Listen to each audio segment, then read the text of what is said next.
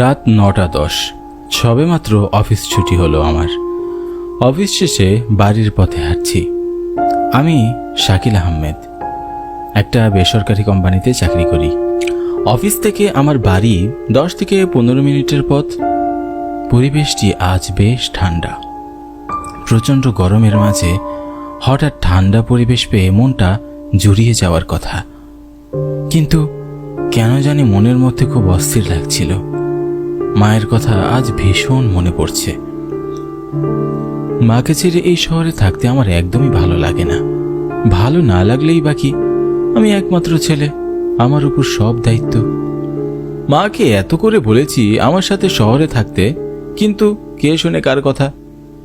সে স্বামীর ভিটা ছেড়ে এক চুলও সরতে রাজি না। বাবাকে প্রচণ্ড ভালোবাসত মা, আমিও বাবাকে ভালোবাসি, যদিও বেশি স্মৃতি নেই আমার। বাবার কথা মনে হলে বুকের ভিতরটা ফাঁকা ফাঁকা লাগে। আমি ছোট থাকতেই বাবাকে হারিয়েছি। বাবার আদর শাসন কোনোটাই ভালোভাবে পাওয়া হয়নি। তবে মা আমাকে কখনোই কিছুই বুঝতে দেয়নি। অনেক আদর যত্ন করে আমাকে বড় করেছে। আর এখন আমি লেখাপড়া শিখে প্রতিষ্ঠিত। এখন মায়ের জন্য কিছু না করলে আমার নিজেরই শান্তি মিলবে না। আর সে উদ্দেশ্যেই আমি মাকে গ্রামের বাড়িতে রেখে আমি শহরে চলে আসি। মায়ের মায়াবী চেহারা মনে করে রাস্তা দিয়ে হাঁটছি। বেশ অন্ধকার ঘেরা রাত, আকাশ জুড়ে কালো মেঘের ঢেউ, কখন জানি বৃষ্টি নামবে।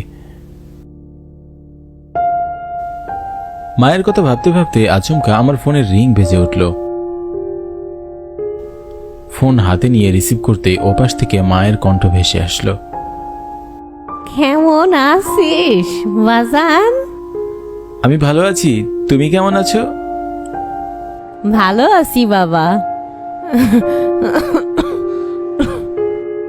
এ কি মা, তোমার তো বেশ কাশি বেড়েছে, তারপরও বলছো ভালো আছো?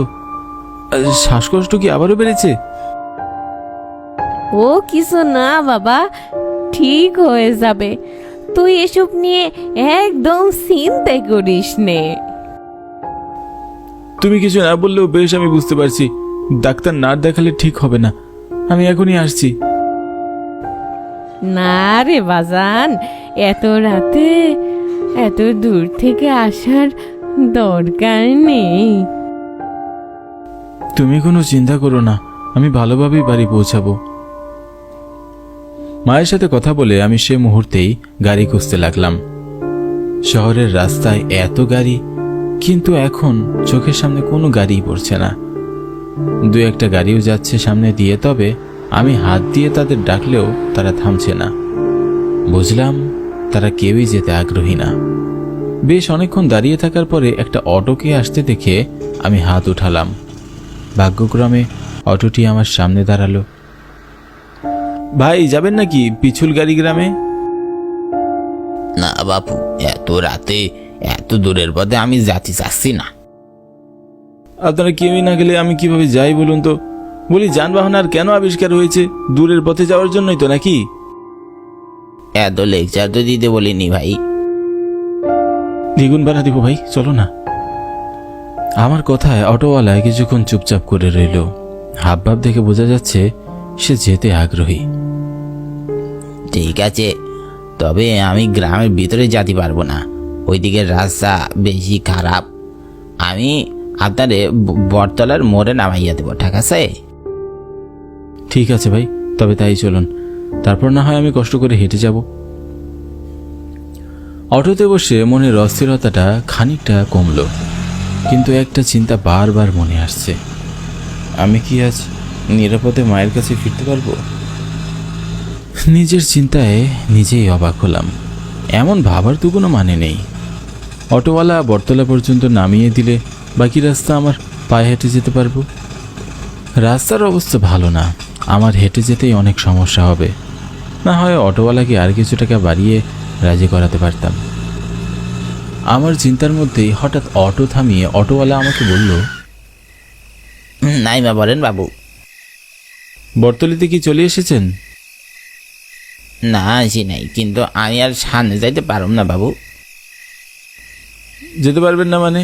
আপনার সাথে তো কথা হয়েছিল আপনি বটতলিতে আমাকে নামিয়ে দিবেন। কথা হয়েছিল ঠিকই, কিন্তু আমি আর যাইতে পারব না। আমার ভাড়াটা আমার দিয়ে দেন। এটা কোনো কথা হলো? হ্যাঁ, আমারে আবার বাসায় যাইতে হইবে। অনেক রাত হইয়া গেছে। বেশি রাত হইলে বাড়িতে আর ঢুকতে পারব না। হ্যাঁ, এছাড়া এরপরে রাস্তায় কিছু সমস্যা আছে বাবু। কি সমস্যা আছে? শুনেছি এই রাস্তায় সব আত্মাদের আড্ডাখানা। ভূত প্রেত আত্মা এই যুগে এসে এসব বিশ্বাস করেন আপনি? রহস্যময় এই পৃথিবীতে সবই সম্ভব বাবু। আপনি কষ্ট করে হাইটটা যান, আমার আপনার মতো অত সাহস নাই। অটোওয়ালা কিছুতেই আর যেতে রাজি হলো না। বাধ্য হয়ে রাগ করে ভাড়াটা দিয়ে গাড়ি থেকে নেমে পড়লাম। সাবধানে যাইয়েন ভাইজান। পূর্ণিমার রাত ঝকঝকা হলেও ভয়ঙ্কর আছে। তাছাড়া লোকমুখে এই রাস্তা সম্পর্কে অনেক কিছুই শুনেছি। এসব বানোয়াট কথা ছাড়া আর কিছুই নয়।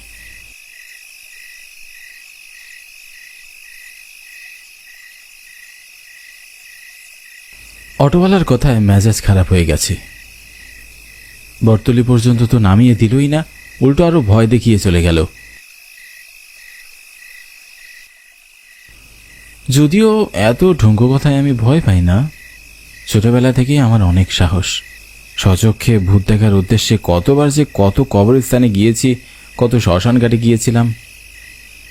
ভূত থাকলে অবশ্যই তো দেখতে পেতাম, তাই এসবে আর ভয় লাগে না। স্তব্ধ রাতে একা একা হাঁটছি।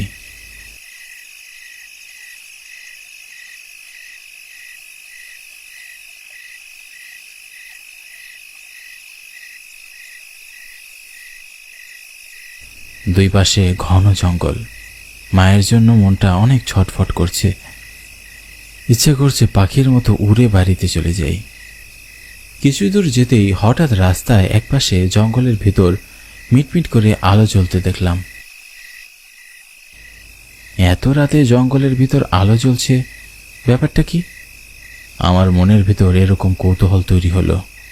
ব্যাপারটা সচক্ষে দেখার জন্য আমি জঙ্গলের দিকে এগিয়ে গেলাম।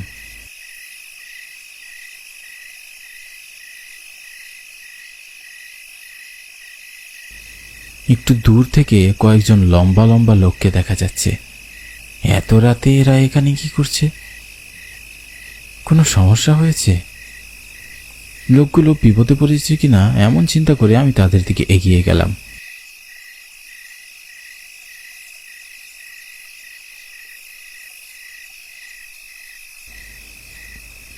এখানে কিছু হয়েছে ভাই? আমার কথা শুনে সেখানে উপস্থিত সবাই আমার দিকে ঢ্যাপ ঢ্যাপ করে তাকিয়ে রইল। তাদের দেখে আমি যেমন অবাক হয়েছি, তাদের চাহনি দেখেও আমার মনে হয়েছে তারাও এই মুহূর্তে এখানে কাউকেই আশা করেনি। আমার কথা শুনে একটা লম্বা লোক আমার কাছে এগিয়ে আসে।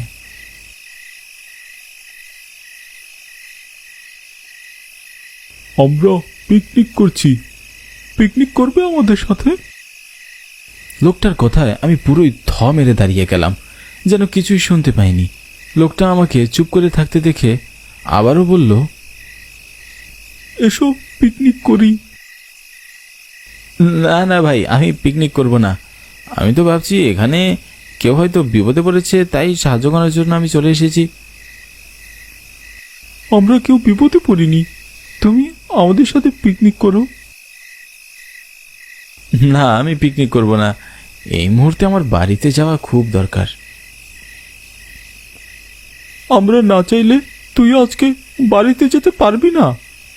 তুই যদি আমাদের সাথে পিকনিক না করিস, তাহলে আজ রাতটায় তোর জীবনের শেষ রাত হবে। লোকটার কথায় আমি ভরকে গেলাম কিছুক্ষণের জন্য। কিছুক্ষণ পরেই তাদের চেহারা দেখে আমি নিজেকে আর ঠিক রাখতে পারলাম না।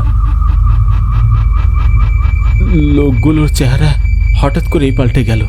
রক্তমাখা মুখ দেখে আমি ভয়ে আর কিছুই কি করবো বুঝে উঠতে পারছিলাম না। আমি ভয়ে যেন পাথর হয়ে দাঁড়িয়ে আছি। নড়বার শক্তি পর্যন্ত নেই আমার মধ্যে। ভাবলাম পালিয়ে যাব। ঠিক সে সময় লম্বা একটা হাত এসে আমার গলা চেপে ধরল। কিছু বুঝে ওঠার আগে আমাকে শূন্যে ভাসিয়ে নিল। ভয়ঙ্কর চেহারার সেই লোকটি ভয় আর যন্ত্রণায় আমার শ্বাস বন্ধ হয়ে যাওয়ার উপক্রম। আমি শেষবারের জন্য আমার মায়ের চেহারাটা মনে করার চেষ্টা করছি। ভয়ঙ্কর দেখতে লোকটা এবার আমাকে দূরে ফেলে দেয়। আমি একটা চিৎকার দিয়ে জ্ঞান হারিয়ে ফেলি। আমার আর কিছুই মনে নেই।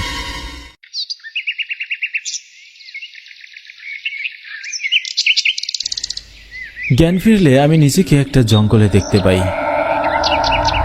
মাথায় প্রচণ্ড ব্যথা অনুভব করছি। আমার সামনে পড়ে আছে কিছু খাবার আর মাংসের হাড়গোড়।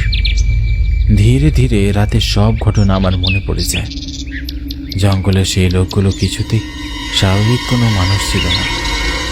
তাদের ভয়ঙ্কর চেহারা মনে করতেই আমার শরীর শিউরে ওঠে। আমি তো ধরেই নিয়েছিলাম কালই আমার শেষ রাত। ওই লোকগুলোর হাতে আমার মৃত্যু নিশ্চিত। কিন্তু ভাগ্যক্রমে আমি বেঁচে গেছি। মায়ের কথা মনে পড়ে আমার। কাল রাতে মায়ের কাছে পৌঁছাতে পারিনি। আমি বাড়ির দিকে হাঁটা দিই। কাল রাতে ভয়াবহ সেই লোকগুলোর কথা আমি কিছুতেই ভুলতে পারবো না। আগে জিন ভূত বিশ্বাস ছিল না আমার, কিন্তু কাল রাতে আমার সাথে ঘটে গেল। তারপর থেকে মনে হয়েছে জিন ভূত সত্যিই আছে। ভাগ্যক্রমে আমি গতকাল বেঁচে গেছি।